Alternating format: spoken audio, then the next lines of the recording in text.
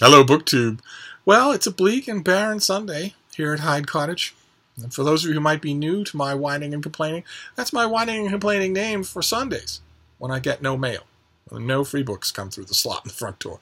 And I usually consult myself with a tag, and today's not going to be any different. I have a tag, and it's a good one. It's a good one, and it's a good one for a reason that almost slipped my mind. One of you had to remind me that March 2018 is my 2-year anniversary on BookTube. Doesn't seem like it's been that long. Maybe those of you forced into the baton death march of watching my back catalog would think it's been a lot longer than that. It's only been 2 years since I've been doing this. And the tag is the BookTube anniversary tag, and it was repurposed and made as a kind of eternal thing by Book Your Imagination. I'll try to remember to leave a link down to her video below. And it's just a series of questions about celebrating your anniversary, about looking back on your time. 2 years on BookTube. So question number 1 is, what anniversary are you celebrating? This is 2 years on BookTube. I've watched BookTube a lot longer than that, assuming that there were technical barriers that I could never breach, that I would never be able to do it. And also kind of assuming a point that I've made on this channel many times before, which is that I would not be watchable, that no one would bother to watch. I would have a handful of subscribers of people I knew, but otherwise no, because BookTube seems to be a young venue for young people. But anyway, so it's 2 years. Question number 2 is, what genres does your channel focus on? Much as I would like to haughtily say that I focus mainly on nonfiction rather than on fake books, we both know that's not true. I cover pretty much everything on this channel. Question number 3, what are you most proud of on your channel in the last year? I don't know quite how to answer questions like this, or the reverse, what are you least proud of? Because I just keep making these videos. I imagine this question is more aimed at people who put a lot of production value into their videos, right? They go to a book convention in Oslo or something, and they make an edited version with music and title cards and whatnot. Something that took a lot of time and creative work, and that therefore justifies this question. I just sit in front of the camera and talk. And so I'm happy with my backlog, but something that stands out to be proud of, not really. Question number 4, do you receive ARCs for review? Those of you who don't know, ARC is Advanced Reader Copy. and the question has 2 answers. 1, of course, I do receive ARCs on this channel. I receive hundreds of them every year. Hundreds of them. In fact, it might be hundreds every month. It's a vast number of review copies that I get on this channel. But the second answer is the second part, for review. And if we take that to mean what it means for most BookTube channels, then I can accurately say I've never received an ARC on this channel for review. The arrangement that a lot of BookTube channels have is that a publisher contacts them and says, can I send you an ARC of this upcoming book for review? Meaning, you agree to take the copy and you agree to review it. And the publisher will say, we're not coercing your opinion one way or another, which is why booktubers who get those kinds of ARCs and make those kinds of videos will always woodenly disclaim that I was given an advanced copy of this book in exchange for my honest opinion. That doesn't happen on this channel at all. Probably because I am a reviewer elsewhere. I'm not. If a publisher were to send me an ARC, it's never happened. Not once in the history of this channel has a publisher sent me an ARC under those conditions and said, here's a new copy of our book. Could we send you a copy of our book in exchange for you doing a review? And oh, by the way, could you time your review to come out at the time that the book is coming out? In other words, we want you to create buzz for this thing as an adjunct to our publicity department. No one's ever sent me a book like that. I wouldn't accept a book under those situations. And I think probably most publicists who have such books to send out already know that, or can easily tell it. No, my arrangement with publishers is subtly but importantly different from that. Publishers, I love it when they send me advanced copies of stuff, but I'll review it when I please, and I'll say what I like about it, and I'm not going to stipulate that it's my honest opinion because I built a career on it being my honest opinion. I don't need to differentiate myself at all from a book's marketing department. And I've never yet figured out why publishers would think that works in their favor. But anyway, so the answer to the question is kind of twofold. I receive ARCs on this channel all the time, but not ARCs for review, where I have arranged with the publisher or they have arranged with me. That doesn't happen. Question number 5. What types of videos do you most like to do? There isn't a type. I always think there is. I always think it's, you know, a discussion video or a starter kit where I get to just talk about stuff I've loved for years. I always think I'm going to enjoy those more, but the minute I get the camera going, the minute I'm talking to you, then they're all the same. Then I love them all equally. That's a boring answer. I'm sorry. Let's move on here. Number 6. What types of videos do you like to watch on other channels? It's the same thing. My BookTube viewing has evolved to the point where I mostly pay attention to channels where I'm getting the sense that I'm just talking with the person. So the type of video is immaterial. I could take you know, a book haul, although I sometimes worry about book hauls. I sometimes worry that BookTube inadvertently puts pressure on people to be acquiring books, and that's not fair, right? If you live in backwoods Denmark or wherever, you're going to, if you feel that pressure, that's going to be uncomfortable for you. It's going to lead you to buying online when you can't afford it or don't really want it. It's not fair because, like, for instance, I live in Boston and have access to many used book venues, even apart from all of the books I get in the mail. It would be no trouble for me. Well, it would be now because I have a needy puppy right now. But once she's an adult dog and just knows that when I go, I'm coming back and that she can sleep all day, then it would be no problem for me to have a book haul every single day. That's no exaggeration. I could easily do that. And not everybody can. That's not fair. But whether it's book hauls or discussions or, God forbid, unhauls or whatever, it's not so much the type of video. It's the type of channel. If you have developed a channel where you just sit and talk to me, then I'll watch anything you do. It doesn't even have to be book related. Question number 7. Was there anything you tried last year that didn't work? I was thinking about this, and I don't think so. There are things, regular features that I would love to keep doing. I just don't get around to them. But I'm not failing to get around to them because they didn't work.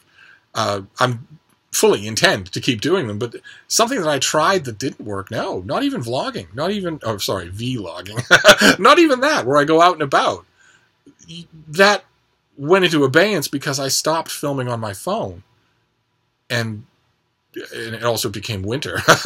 And also my girls became old and sick. My dogs became old and sick, and I couldn't justify leaving them except when strictly necessary. But to go out walking in a park, talk, usually not.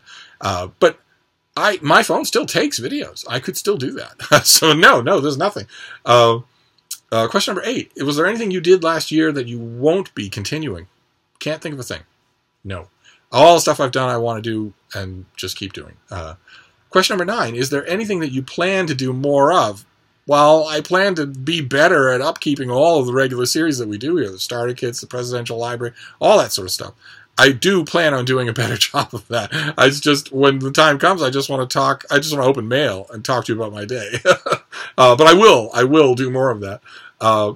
Question number 10. Is there anything you plan to add to your channel? No plans of mine. I take directions from the rest of you.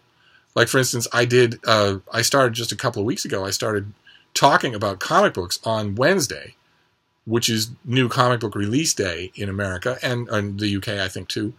And I thought, I specifically said in the first of those videos, you know, if you're not interested in comics, you can just skip this. It's aimed at people who are interested in comics just because it's the kind of reading I do that I don't mention on this channel.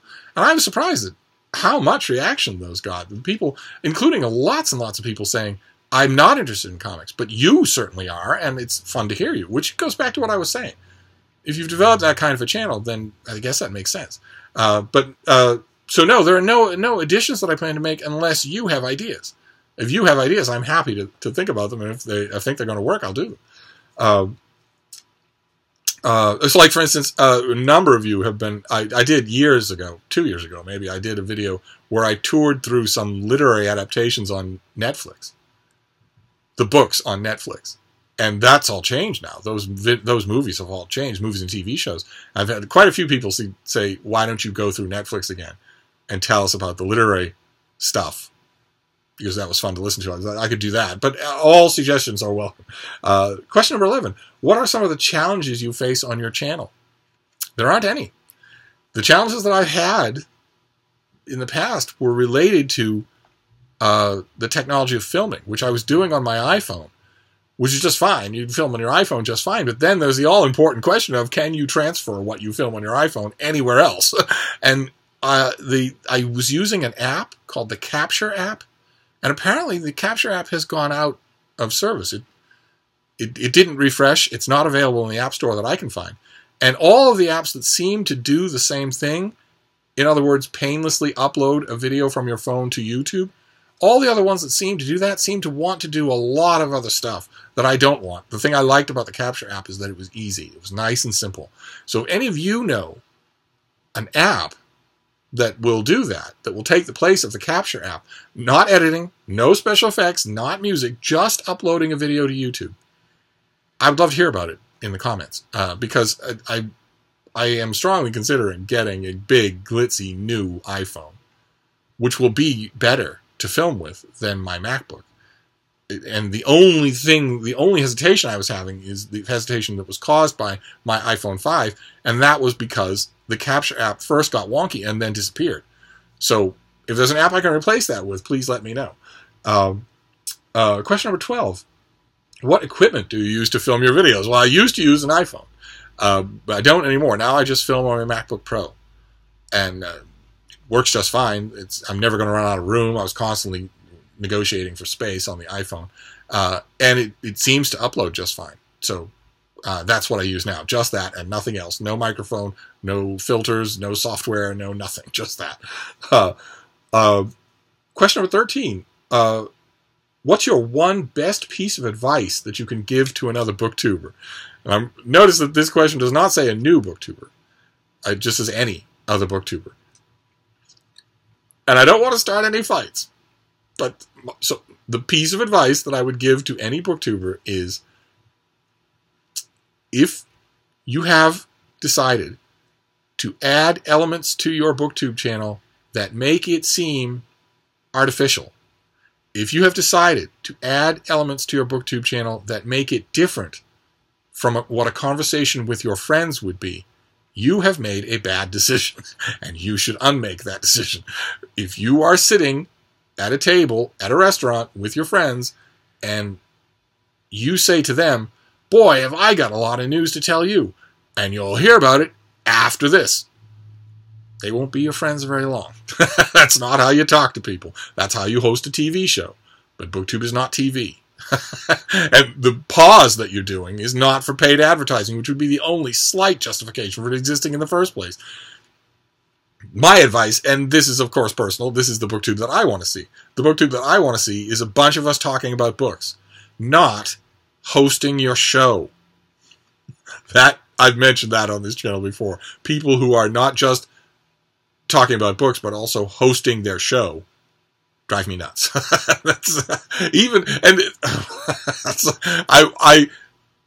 It can go either way. There are some people where the show is everything, and their channel isn't.